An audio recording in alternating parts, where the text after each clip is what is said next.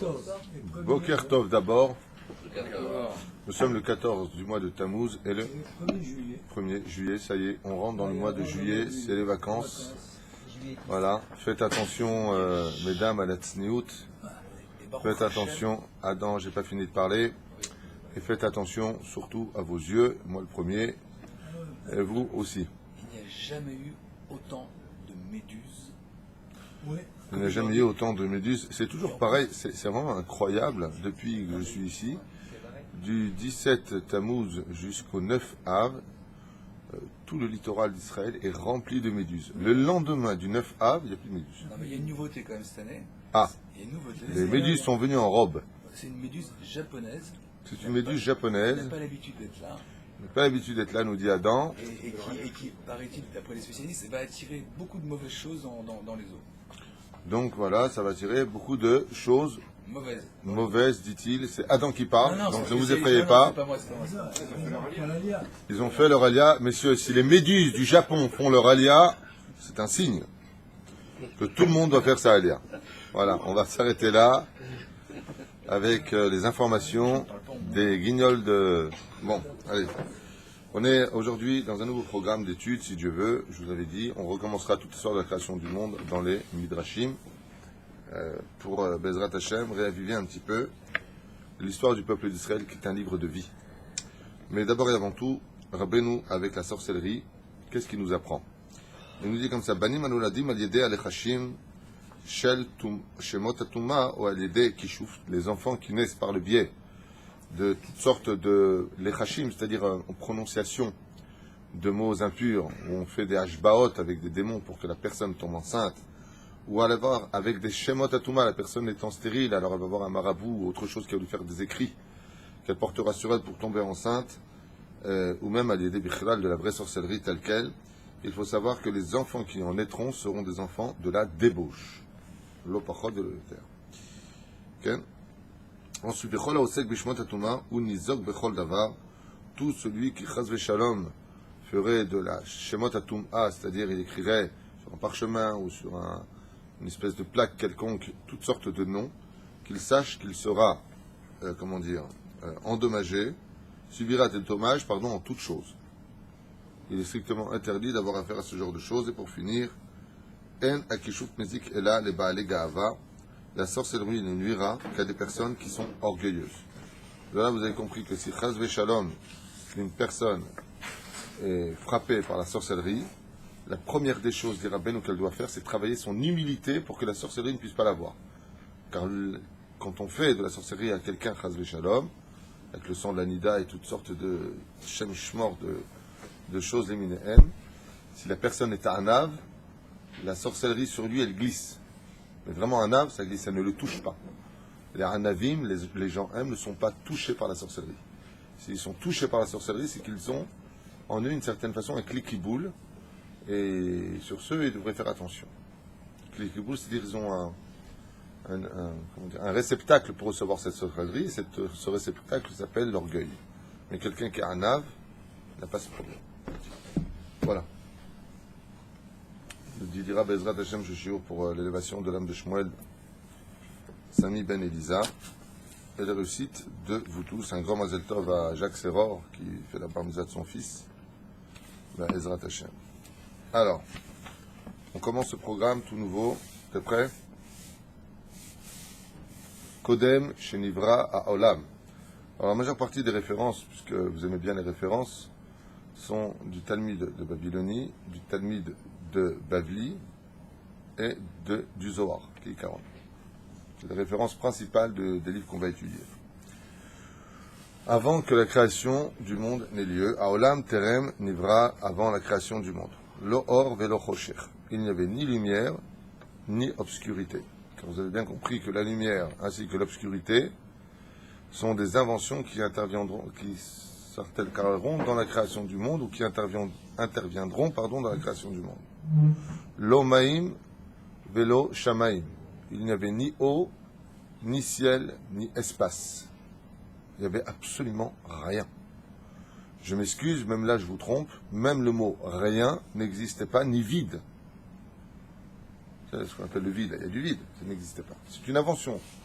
ce qu'on appelle l'espace entre nous, avoir de l'espace, c'est une invention de la création. Avant ça, même ça n'existait pas. Il n'y a pas de matière, quoi. Il n'y avait ni matière, ni non-matière. Ni spiritualité. C'est des inventions de la création du monde, du créateur du monde. Il y avait quoi, alors? Il y avait quelque chose Qu'on ne sait pas définir. qui ne peut pas être compris par notre esprit parce qu'on ne peut pas comprendre. C'est pour ça que la lettre de la Torah du commencement commence par Bereshit, bête. Parce que le Aleph n'est pas dans tes mains. Lo Yabasha velo Yam, bien entendu, ni terre ni océan. Lo Chama velo Levana, bien sûr, ni soleil ni lune. Lo Haya velo Be'ema, ni animaux ni toutes sortes de volatiles. Ve'afa Adam bechira beria. Et à plus forte raison qu'il n'y avait pas d'être humain sur terre à cette époque. Lo Haya Klum. Même le mot Klum, c'est une invention de Dieu. C'est dur de... Alors, il y avait quoi? Donc, il n'y avait rien. Mais rien, ça veut dire quoi? Rien, par exemple, prends le dictionnaire. Le mot rien, comment tu le traduis? Ben, rien. Comment tu vas dire? Ben, il y a pas tout ce que tu connais. Alors, il y a quoi? Ben, il y a tout ce que tu connais pas, même ça, il n'y a pas. Alors, il y a quoi? Il n'y a rien à dire. Lo Hayaklum. Et je vais aller plus loin que ça. Le temps n'existait pas. Chose que l'on peut encore vérifier aujourd'hui, puisqu'en dehors de la stratosphère, quand on rentre dans l'espace, il n'y a plus de temps existant. On n'est pas ça l'espace-temps ou la vitesse lumière. Il n'y a plus de temps. Le temps est une invention qui n'appartient qu'à une seule sphère, c'est la Terre dans laquelle nous sommes. Tu sors de là, il n'y a plus de temps. C'est dur le mec qui vit sur la Lune. Chose qui est impossible, imaginons qu'il y vive. Ok? Il fait rentrer quand, Shabbat? Et Birkat Alevana, il a fait quand? Très dur. On met Kadam Lechol Elou, mais il y a une seule chose qui a existé avant que la création du monde se mette en application, de Yesh Me'ahin. Donc il y a deux mots qui sont intervenus dans la création du monde, ça s'appelle Yesh, il y a, Me'ahin, du néant, de rien. Dieu a tout créé de rien. Il a créé les molécules, les cellules, tout ce que vous connaissez dans la physique, le corps humain, tel que vous pouvez l'imaginer aujourd'hui avec toutes ces molécules. Tout ça est venu après. Mais il y a une chose qui a existé avant. Bonne réponse, Baruch, la Torah. La première chose que le Créateur du monde a créée, c'est la Torah. Le Sefer Torah que nous avons dans les mains est la première création du monde. C'est facile à comprendre. Vous savez que Akadosh Baruch Hu a créé la terre avec une logique qui correspond à ce que lui a fait. Vous voulez construire une maison, vous appelez un architecte. Et qu'est-ce que va faire l'architecte? Il va prendre un papier, il va prendre une règle et son crayon, son compas, toutes sortes d'appareils sophistiqués, et il va commencer à dessiner, donc imprimer sur une feuille, toutes les idées de la création du monde. Vous savez? Ça s'appelle le plan de la création. Donc vous avez compris, grâce à cela, que si une personne a un problème dans la vie, dans n'importe quel domaine, vous savez, il y a deux façons d'agir. L'exemple est le suivant. Imaginez que vous êtes dans un immeuble et qu'il y a une fuite derrière un mur. On ne sait pas où c'est. On ne sait pas comment ça marche. On ne sait pas d'où ça vient. Il y a deux façons d'agir. Ou tu es intelligent, tu demandes les plans de l'immeuble et tu sais exactement derrière quel mur se trouve le tuyau. Donc tu ne casses pas n'importe où puisque tu as les plans. Ça, c'est quand on est dans la Torah. Puisque tu as les plans du monde, tu ne vas pas tout casser dans ta vie. Tu sais exactement où frapper pour pouvoir arranger, prendre et réparer la fuite. Ou c'est pas le cas et tu n'as pas de plan et là tu casses tous les murs. Comme en Inde par exemple et en Chine, pour la réfoua, par exemple la médecine chinoise, j'avais lu un livre il y a très longtemps où ils ont tué plus de 6000 esclaves pour comprendre les points faibles du corps humain. En Chine. Si on touche là, est-ce que c'est mortel? Si on touche là, est-ce que c'est pas mortel? Ils ont dû casser 6000 murs. Dans un livre sur l'histoire de la Chine. 6000 murs. Dans la Torah, tu n'as pas besoin de casser personne. Tu n'as pas besoin de blesser personne. Et vous le voyez avec nos rabbinim qui étudient la Torah.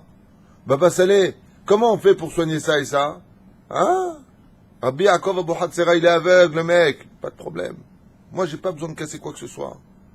Je sais exactement où se trouve le problème. Pas parce que je suis un Merlin enchanteur.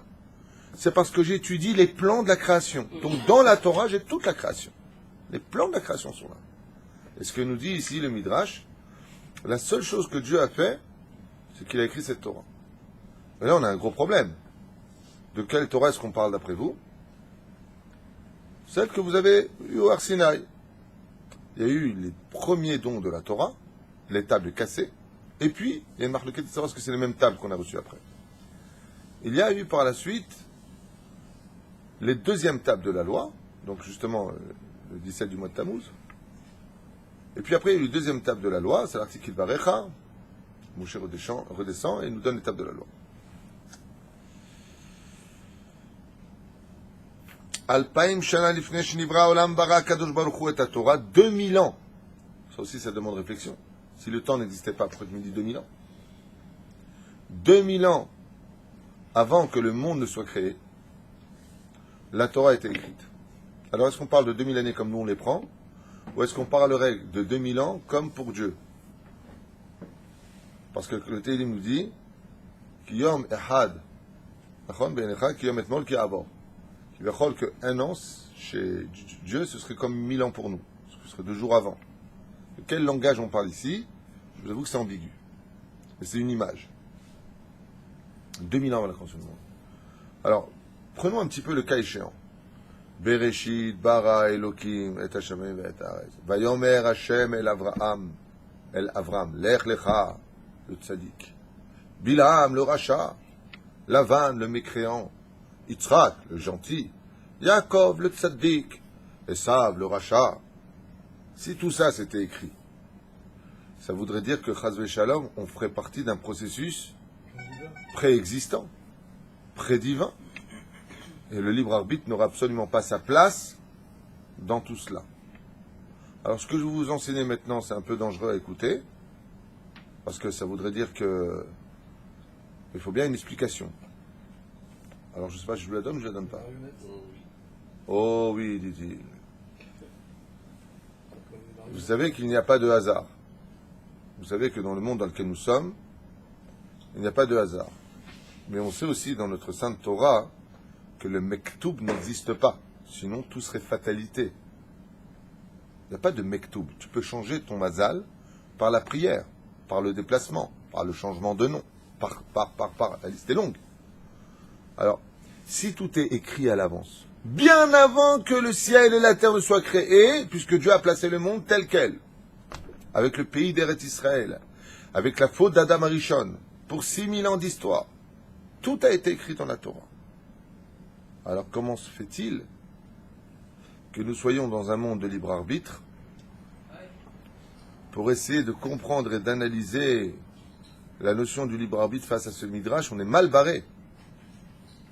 Freud d'ailleurs lui-même avait écrit à propos du libre arbitre que lui ne va pas dans la notion de ce que moi je décris. Lui décrit, est-ce que si ma main se lève d'un coup toute seule, est-ce que c'est voulu ou est-ce que c'est en dehors de ce que je voulais faire? Il relissait un peu la médecine. Nous on ne parle pas de ça du tout. Nous on parle de réellement de nos engagements. Est-ce que la femme avec qui je me suis marié était inévitable pour moi? Est-ce que le nombre d'enfants c'est exactement cela? Est-ce que le travail dans lequel je me trouve c'est exactement ce que je devais faire? Est-ce que je fais partie d'un couloir où je suis téléguidé? Ou est-ce que je fais ce que je veux et puis il y a aussi des programmes divins?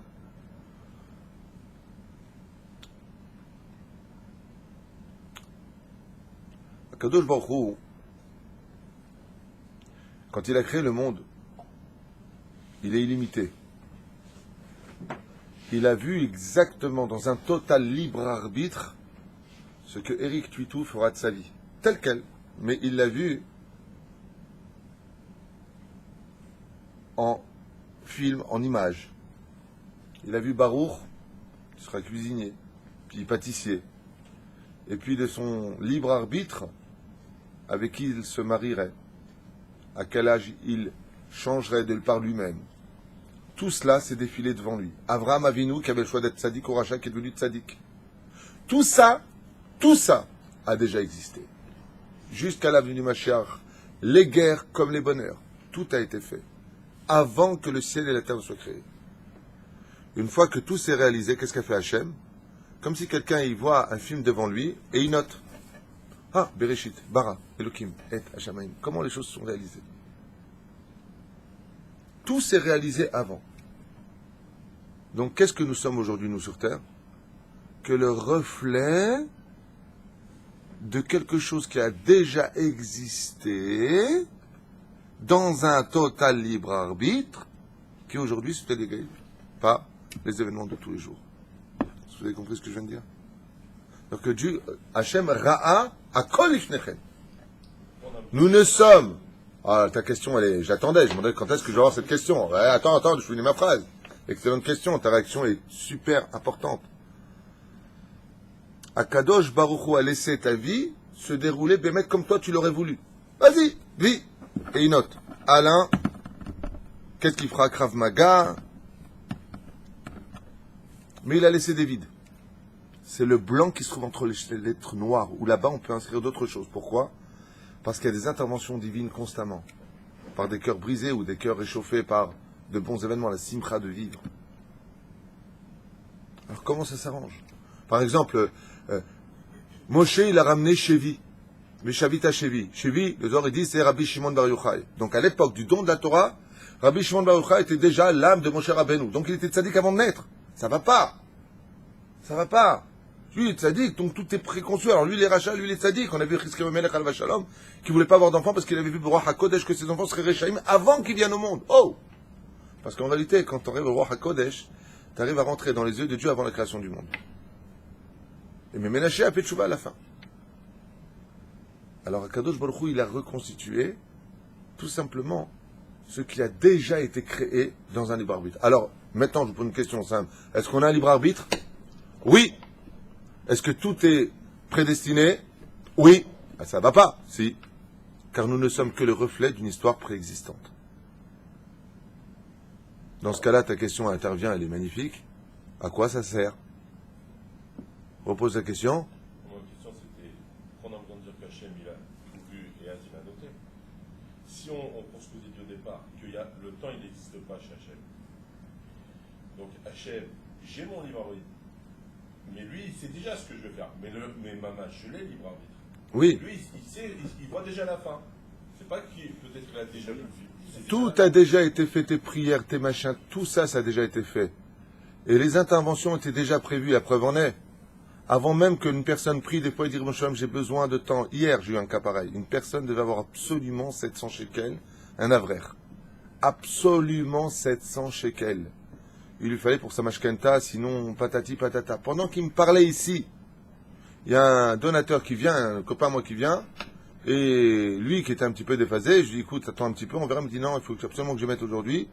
Un mec qui me rafle tout, shalom, voilà, j'ai une enveloppe à vous donner, pour un avraire, pour, vous savez, le projet de la Macolette, je sais que c'est très dur à créer pour l'instant, donnez-la à une famille nécessiteuse. Le mec il s'en va, j'ouvre l'enveloppe, combien il y a dedans? 700 shekels. Je dis bah tiens, le facteur est venu. Avant qu'il vienne me voir, le mec il était déjà sur la route, il habite à Youdzaïd. Comment l'un prévoit l'autre? Hier on fait un cours sur les Teilim, je devais le faire il y a 3 semaines.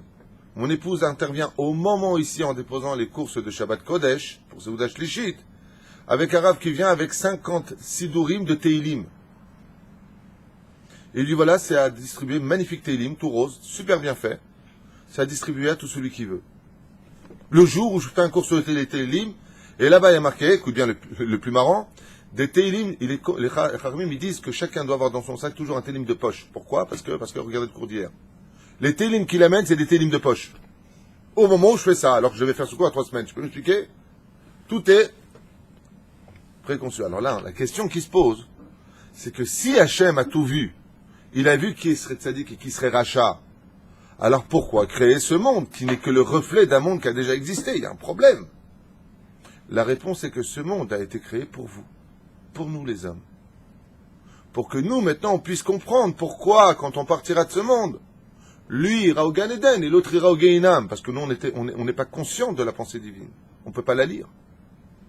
C'est pour cela que nos actions sur terre et ce que nous faisons n'est rien d'autre que le reflet de notre propre conscience du bien et du mal. Pas pour lui. Lui, il sait tout à l'avance.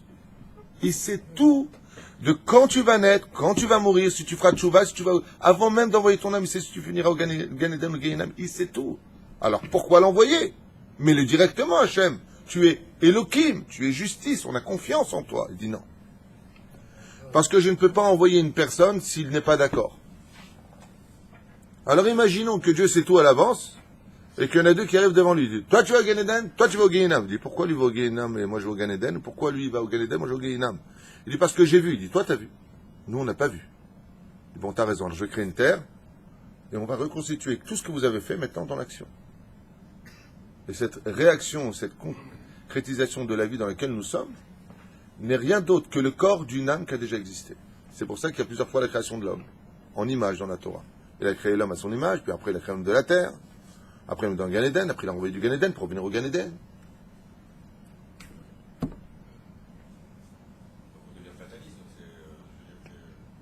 On devient quoi? Pas du tout. Pas du tout. Pas du tout. Et je vais te dire pourquoi tu ne peux pas être fataliste, Sadik. Parce que quand toi tu ne connais pas ce que tu seras demain, tu ne sais pas ce que tu seras demain. Donc ne t'inquiète pas. Donc ne t'inquiète pas. Bravo, tu as tout compris, c'est toute la chassidoute. T'inquiète pas. T'as pas besoin de faire de ishtadlout ou ken ishtadlout. Ta ishtadlout, elle se le fera de toute façon. Parce que les événements sur terre ne te permettent pas de rester sans ishtadlout. Tu vas pas bosser, ça viendra pas à ta porte. Les événements d'Akadosh Baruch Hu sont tellement parfaits qu'il n'y a pas de place pour les fainéants sur terre. Ça devient des tares, les fainéants. Tu es obligé de travailler, tu es obligé de bouger, tu es obligé de concrétiser. Tu ne veux pas faire tchouva par la joie, tu feras tchouva par la maladie. Dieu, il a tous les moyens. C'est quoi qu'il a créé en premier, le Gan Eden ou... Avant même la Torah, la première chose que Dieu a créée, c'est la Torah. Même entre Gan Eden Il y a une mahloquette, si vous voulez savoir, qui n'est peut-être pas marquée ici, mais avant d'avoir créé la Torah, il a créé autre chose. Encore avant la Torah. Non. Parce que la Teshuvah est dans la Torah. il y avait la bouche de la nef de Bina, il y avait plein de trucs. Non, ça c'est Bemen Hashmashot, vous confondez tout. Il y a une chose qui a été créée avant la Torah, selon certains commentateurs, c'est la Neshama du peuple juif.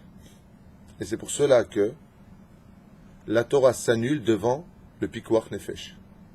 Quand il s'agit de sauver une âme juive, il faut la sauver, on a le droit de transgresser la Torah. Comment c'est possible? Parce que les Chachamim disent que Dieu, d'abord, il a créé son fils avant d'avoir créé la Torah. Il a créé l'âme du peuple juif, ensuite il a créé la Torah. C'est quelque chose de très profond que je ne veux pas maintenant vous faire partager parce que ça vous rentrerait dans des grandes ambiguïtés au niveau de l'esprit. Aval, sachez qu'il n'y a pas plus cher au monde qu'une âme juive vis-à-vis d'Hachem. Parce que dans chaque âme juive, il y a toute la Torah. Et c'est pour cela que pour reconcrétiser le Sefer Torah, il faut que chaque juif s'aime. Chaque fois qu'un juif est capable d'aimer l'autre, on reconstitue un parchemin où la Torah peut se réintégrer complètement. Et l'âme juive n'est autre que le parchemin préféré d'Hachem, sur lequel ses plans déferlent devant lui comme pour l'honorer et chanter sa gloire. Ce qui est le but du peuple juif. Mais je vais m'arrêter là parce qu'on va rentrer dans des considérations un peu kabbalistiques et j'ai pas du tout envie de vous prendre la tête avec ça. On reste dans le midrash, donc dans le drash. Mais juste, je me suis permis de faire cette parenthèse pour vous faire comprendre que vous n'avez rien compris jusqu'à aujourd'hui, mais c'est le but. J'ai rien compris. Ouais. Parce que tu es venu en retard aussi. Non, je crois qu'il est à l'heure, mais... Ah bon. Alors que tu n'as rien compris, c'est mieux. C'est que quand on croit qu'on contrôle la vérité, que ça devient dangereux. On est loin encore de la vérité. On est que dans le titre du titre du titre du titre de la réalité de la création du monde. C'est là. Ce que je n'ai pas compris, c'est la personne par rapport à la Torah. Car la Torah elle a été écrite, donc, comme on a parlé de Abraham, Yitzhak, etc. Alors c'est quoi la question? C'est la personne. Je veux dire, c'est par rapport... La personne, les lieux, l'Égypte, Pharaon, Sarah qui est mis dans une boîte, puis qui est récupérée par les Égyptiens, qui est enfermée dans une chambre. Tout ça, ça a été écrit avant la création du monde. Il y a d'autres déotes, je dis la vérité de ce que j'ai dit, le Ben Ishraï. Est-ce que ça a été écrit pour la personne ici, alors? Ah, oui, bah oui, c'est de ça qu'on parle depuis tout à l'heure. Hein. Ouais. Donc oui. Alors, Le Ben Israël lui donne une autre vision de la création du monde et il dit que quand Dieu a écrit la Torah, il n'a pas écrit réellement Bereshit, Bara, Elohim, mais il a écrit les 600 000 lettres de la Torah qui pouvaient s'intercaler comme l'histoire de la création du monde se serait mise devant lui. Bah, par exemple, prenons 2 mots. Lui, là-bas, il donne 7 ou 8 mots différents dans la Torah qui peuvent dire des choses totalement opposées. Je vais vous en dire un seul. Oneg, ça veut dire quoi? Plaisir. Nega, ça veut dire quoi? Coup dur, maladie. C'est exactement les mêmes lettres. Avec ton libre arbitre, Dieu il peut te donner du oneg, si tu ne conduis pas bien, il peut changer la phrase et mettre nega. Comme ça, il dit Ben Israël. Les lettres étaient là, mais pas les mots. Mais les lettres se sont intercalées dans la Torah par rapport au libre arbitre. Mais le Ben Israël, excusez-moi, il rejoint la première d'ère, puisqu'en fin de compte, il dit ça, il a vu quand? À la création de l'homme, quand il a fauté. Donc, tout ça, ça a été mis. On a un problème. Il dit non, avant. Pourquoi? Parce que Raziel Amalach a donné la Torah à Adam Arishon avant la faute. Donc, mashma, qu'en réalité, le Ben Israël rejoint aussi cette explication d'une certaine façon. Donc, la meilleure réponse à me dire, c'est pour moi, le seul qui a compris ce que je viens de dire n'est peut-être que celui qui me dit j'ai rien compris. Donc, la meilleure réponse, c'est la tienne. Ce qui est incroyable, c'est qu'il aurait donné la Torah à Adam Rishon avant la faute, et Bevadaï. que malgré tout, il a fauté. C'est un truc de fou. Bevadaï. C'est en très peu de temps en plus. Ah, ça c'est encore un autre sujet que je vous ai expliqué lundi. Lundi, je vous ai expliqué que tous les mondes étaient dans les mains d'Adam Arishon, il les voyait tous sauf un, qu'on appelle la terre, qu'on appelle le Olam HaKlipa. Et Adam Arishon voulait avoir un contrôle sur le dernier des mondes, qui est le plus bas de tous, qui s'appelle la terre. Et la chute d'Adam Arishon est un peu intentionnelle. Dans le sens où pourquoi? Qu'est-ce qu'il y a là-bas? Et pour y aller, il fallait passer par des mondes sales, ce qu'on appelle la faute. Donc il est rentré par cette porte. Comment on dit faute en hébreu? Chet. Chet, c'est la lettre qui représente la porte. Il a pénétré une porte interdite. Et cette porte interdite l'a fait pénétrer lui, et en même temps, il a fait une découverte. Laquelle? Celle de la Ishtal Shelut, de la Ruchanout la plus puissante. C'est-à-dire que Akadosh Baruch Hu a fait descendre les âmes, les étincelles de la Torah les plus élevées de toutes dans le monde de la matière. C'est le cours de lundi. Regarde le cours de lundi, j'en parle et j'explique clairement cette Nekuda. C'est pour ça qu'on est venu sanctifier la matière sur Terre. Pourquoi? Parce que dans la matière, qui est un alliage de molécules, se trouve tout. Comme on dit une molécule en hébreu, ta. Ta, c'est taf aleph. Dernière lettre et première lettre. Et Akadosh Baruch Hu, quand il a créé le monde, il a créé la première molécule de l'histoire. Chez Nehemar, Bereshit, traduisez. Bereshit, au commencement. Pourquoi vous êtes comme ça tout le temps? J'ai un truc. Pourquoi vous ne réagissez pas? C'est marrant, on me pose une question, je réponds, vous avez l'heure? Ouais, il est 9h, je sais pas. C'est pas une question, vous y allez comme ça. Alors, essayez de réagir un petit peu, ça fera style, on n'est pas seul. Alors, Bereshit, au commencement, Bara, il a créé, et le mot qui vient, et. Arrêtez-vous là, et traduisez le mot et, intraduisible. L'alliage. Et veut dire avec. C'est quoi les molécules? C'est un alliage de cellules. Cellule en hébreu, et. Renversez les lettres du mot et, et vous avez le mot ta. Au commencement, Dieu a créé la première molécule, la première matière d'alliage pour créer le monde. Cette fameuse molécule que d'ailleurs recherchent tous les scientifiques, d'où vient la première cellule de l'histoire? Qui a créé cette cellule? Parce que d'une cellule, tu peux créer 1 milliard de cellules. C'est là. Au commencement, Dieu a créé. Donc, vous voyez bien que le mot ta en hébreu, qui veut dire cellule, qui veut dire molécule, eh bien, sont composés de quoi? Aleph Taf. Ce qui fait qu'en réalité, dans la matière, sont cachés toute la vérité, toute la spiritualité. Je pense qu'il y a un travail qui est fait de façon assez incroyable entre le monde de ceux qui étudient la Torah dans la spiritualité et les scientifiques qui cherchent dans la matière. Et les scientifiques arrivent à rejoindre, un tant soit peu, les dires de la Torah très en retard, parce qu'ils creusent constamment dans la matière. Alors que dans la Torah, eh bien, nous avons la spiritualité dans la matière, directement. Quel est l'animal qui représente le maximum, le summum de la matière? Le veau d'or, le veau. La vache représente la matière, d'où le projet du veau d'or, parce que, en réalité, la concrétisation du veau d'or voulait dire, on veut avoir les pieds sur terre, on veut redescendre, on veut rentrer dans la matière. Donc dans la débauche, la matière la plus totale, rentrer dans la matière telle qu'elle. Super. Et la spiritualité, c'est quoi la plus élevée? Le Sefer Torah, les Tefilin, les Mezuzot. Et regardez comment ça se passe dans la Torah, de Aleph jusqu'à Taf. Sur quoi on écrit un Sefer Torah, des Mezuzot ou des Tefilin? Sur la peau de vache, pas de bête, de vache. Réveillez-vous, on parle de vache depuis tout à l'heure. On prend de la peau de vache qui est dans la Torah considérée comme l'animal représentant la matière, et sur la matière on écrit le summum de la spiritualité. Et quelle est la chose la plus sainte au monde? Le Sefer Torah. Quand vous embrassez un Sefer Torah, vous embrassez, messieurs, de la peau de vache. Punaise, la vache. Magnifique. Marguerite, elle devient spirituelle. La vache devient spirituelle. Pourquoi est-ce que l'un ne vit pas sans l'autre? Parce qu'en réalité, la spiritualité s'exprime au summum de son potentiel dans la matérialité. C'est ce que voulait découvrir Adam Rishon, d'où la chute. Je voulais faire un truc drache, on rentre dans le sol, c'est pas... On va revenir... Hein? Bon, allez les enfants, mettez-vous par deux, main dans la main. Hein? Non mais c'est intéressant parce que, en réalité, ça nous fait comprendre l'importance de vivre sur Terre. On doit chercher à vivre et pas à mourir. Dans la Torah, la vie passe avant tout. La vie est la chose la plus précieuse au monde. Même si Chaz Veshalom, un homme saurait que son fils viendrait que pour 1 an de vie sur Terre. Il le sait. Amène ce fils sur Terre. Amène cet enfant. C'est ce qu'a dit Myriam à son père. Mais pourquoi on fait des enfants? Ils vont les jeter dans le Nil, dans la gueule des crocodiles. Pas besoin. Pourquoi faire? T'as des enfants pour qu'ils meurent. Mais amène un enfant, rien qui fait sur Terre. Parce que ce souffle de vie vaut toute l'histoire de l'humanité. Un souffle de vie.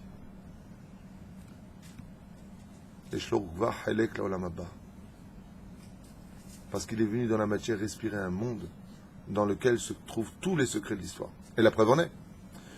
Prenons un exemple concret. Quand tout sera fini, que Mashiach se déclarera, et qu'on arrivera au shlav de Triyat Ametim, résurrection des morts, ça se passera où? Dans la matière. Et c'est quoi Triyat Ametim? La reconcrétisation des molécules du corps humain. Parce que l'âme ne meurt pas. Donc qu'est-ce que c'est la résurrection des morts? Qui est mort? La molécule. Il va falloir réaviver les molécules, alliage de molécules, résurrection de la matière. Synonyme de résurrection des morts et résurrection de la matière, pour l'éternité. Vous avez donc compris que la matérialité et la spiritualité sont mariées de façon indivisible. Alors à quoi elle sert? À concrétiser justement un socle à la spiritualité. Un religieux digne de ce nom, c'est un homme qui est capable de construire ce monde tout en restant un ange. Il a les pieds sur terre et la tête dans le ciel. Ça vous dit rien, ça? Sulam mutzav arza veroshon megiya hashamayma. C'est pour cela que tous les leaders d'Israël ont toujours été des bergers, des gens qui vivaient avec le troupeau, la matière. Si tu es capable de vivre avec la matière, de t'inquiéter pour la matière et de soigner la matière, automatiquement tu pourras guider le peuple d'Israël dans la Torah. Pas shoot. C'est l'alliage des deux qui concrétise tout. C'est pour ça que quand le Mashiach arrive, les sages nous disent, quand tu verras la matière se concrétiser en Israël, et pas la spiritualité, hein. Il n'y a pas marqué, quand tu verras plein de yeshivot en Israël, c'est un truc de fou. Il y a raison qu'il n'y ait que des yeshivot en Israël. Mais c'est pas ce qui est marqué. Quand les routes seront faites, quand les pommiers, les arbres donneront leurs fruits, t'as que ça à me faire, c'est Casimir ton truc. Quand les routes seront faites, donc il faut des voitures. Donc il faut de la matérialité, des autobus. Ouais. Quand tu auras créé une ville, des maisons, quand tu auras créé une structure civile, Mashiach il sera là. Pourquoi? Parce que la matière, il faut bien lui créer un bol. Et le socle de la spiritualité, c'est la matérialité. C'est pour ça que Dieu demande à l'homme un service. Faites-moi une maison parmi vous, le Beth Amikdash.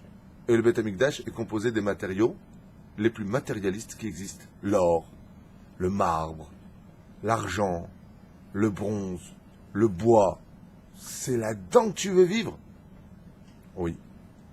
Parce que toute ma création du monde en tant que plan doit se réintégrer dans un monde d'alliage de matière sur laquelle, Ezrat Hashem, nous devons exister. C'est pour ça que la pire des choses à faire, par exemple, celui qui n'a rien compris, il se fait incinérer. incinérer, c'est rendre la matière spirituelle. C'est la dernière des choses à faire dans le monde dans lequel on vit. On met la matière dans la matière. La matière, c'est la terre. La matière, c'est le corps. Le corps dans la terre. Et eux, qu'est-ce qu'ils font? Pour élever l'âme, comme ils vont pas très loin, ils vont brûler les corps. Ils vont à l'opposé de la volonté divine. C'est ça? Il y a un homme qui a voulu à un moment devenir complètement spirituel, il y en a eu deux dans l'histoire. Et les deux ont été un peu remis sur place. Le premier, c'est Ben Azaï, qui voulait devenir tellement spirituel qu'il en est mort. C'est-à-dire que sa matière n'a pas pu supporter. Et le deuxième, c'est Moshe Rabbeinu, qui est 40 jours et 40 nuits dans les cieux, à se nourrir de Torah.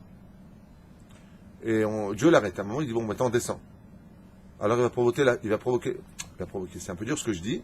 Il y aura la faute, on va dire ça comme ça pour pas vous embrouiller. Il va mettre un obstacle, d'une certaine façon, dans l'histoire du peuple juif. Et la faute du veau d'or. Qu'est-ce qu'il lui dit? Red, amcha, chata. Redescends. Pourquoi redescends? T'es trop spirituel. Redescends dans la faute. Ça veut dire qu'il faut pas, je suis pas en train de dire qu'il faut fauter, un chaz vesham, c'est pas du tout ça le message. Pérouche, c'est d'avoir que dans la faute se trouve la matérialité. C'est pour ça qu'on ne peut pas utiliser les services de la spiritualité pour la matière, sinon ça fait des dégâts incommensurables. Comme le lachon hara, la parole est spirituelle, mais elle va engendrer que la matière soit isolée. Tu fais du lachon hara sur une personne. Automatiquement, tu brises les mondes, le monde est détruit, la matière est détruite, le Beth Amikdash, à cause du lachon hara, a été détruit, par exemple. Mais c'est encore un cours pour lui-même. Quand on se sert de la spiritualité, au contraire, il faut utiliser la matérialité au service de la spiritualité. Le veau d'or est interdit, mais les chérubins qui sont faits d'or sur le Beth Amikdash, par contre, sur le Haron Haïdout, sur l'arche d'alliance, alors ça oui c'est permis. C'est bizarre. Il y en a un dont la spiritualité, pourquoi la faute du veau d'or a été faite? Faisons-nous un nouveau guide spirituel. Ils ont utilisé, chas v'shalom, à mauvaise science, la matérialité. Mais quand on utilise la matérialité pour la spiritualité, ça c'est top. Pourquoi t'as acheté une belle voiture pour emmener le grand Rabbin Israël à tel endroit? Le meilleur de la matérialité. Pourquoi t'achètes des beaux couverts Shabbat Kodesh? On mettra les meilleurs couverts, les meilleurs ustensiles en honneur de Dieu. Donne le meilleur, les tuiles les plus chers. Prends un beau chapeau. Combien tu l'as payé les revots de Shabbat Kodesh? 3000 shekels. Mais t'es un malade ou quoi? C'est pour Shabbat. C'est moutard, c'est une mitzvah. Le loulav, le hétrog. Un hétrog, combien tu vas le payer? Ne négocie pas, tu dis Gaon de Vilna. Mais t'es un malade, c'est un fruit que tu vas jeter au bout de 7 jours. Mais t'es un malade, combien tu l'as payé? À l'époque en Russie, 1 million de roubles. Ça se payait des fortunes. Les gens, ils vendaient leur maison pour acheter un hétrog. Pour 7 jours. Pour un fruit. Mais t'es gogol. Tu peux acheter des fruits pour toute ta vie avec 1 million de roubles à l'époque. Non. Le hétrog. C'est le Pérouche.